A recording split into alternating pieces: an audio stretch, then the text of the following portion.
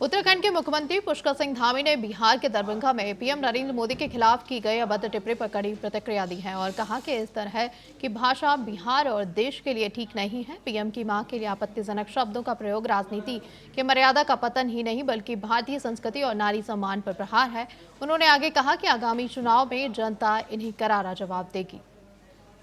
प्रकार से दो साहबजादों जो परलोक गमनवासी हो चुकी हैं, आदरणीय प्रधानमंत्री जी की मां, जिन्होंने संपूर्ण जीवन भर मैं कहूँगा कि सत्यता से काम किया, सरलता से काम किया, मेहनत से काम किया और अपने बच्चों की परवरिश किस रूप में उन्होंने की पूरा देश जानता है।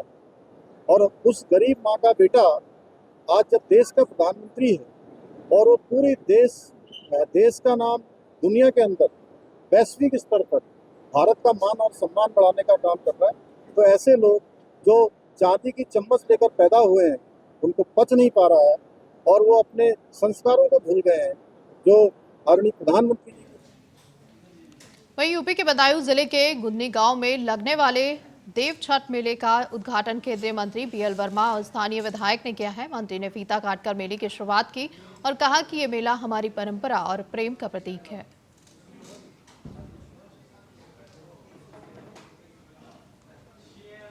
राधा अष्टमी पर्व को देखते हुए यूपी के बरसाना स्थित 108 कुटिया आश्रम में पुलिस प्रशासन ने सुरक्षा और यातायात को लेकर ब्रीफिंग सत्र आयोजित किया है। इसमें सभी अधिकारियों और कर्मचारियों को क्राउड मैनेजमेंट, ट्रैफिक कंट्रोल और आपात स्थिति से निपटने की जानकारी दी गई। जिलाधिकारी ने कहा कि लाखों श्रद्धालुओं के आगमन को देखते हुए प्रशासन पूरी तरह सतर्कता से तैयार है।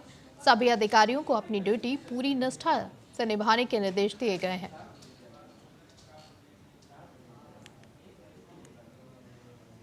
कानपुर में महिलाओं के राजनीतिक सशक्तिकरण की दिशा में एक अहम कदम उठाया गया है। CSSP यानी centre for the study of society and politics ने महिला राजनीतिक नेतृत्व प्रशिक्षण कार्यक्रम की शुरुआत की है। इस कार्यक्रम का उद्घाटन उत्तर प्रदेश विधानसभा के अध्यक्ष सतीश महाना ने किया। इस दौरान सतीश महाना ने कहा कि संविधान के 106वें संशोधन के बाद संसद और विधानसभाओं में महिलाओं को 33% आरक्षण का प्रावधान किया गया है, लेकिन जरूरी है कि आरक्षण केवल राजनीतिक परिवारों की महिलाओं तक सीमित न रहे। देखिए, हम लोग का जो संस्था है centre for the study of society and politics CSSP Kanpur में, ये बराबर इस बात की कोशिश कर रही है कि राजनीति में अच्छे लोग आएं।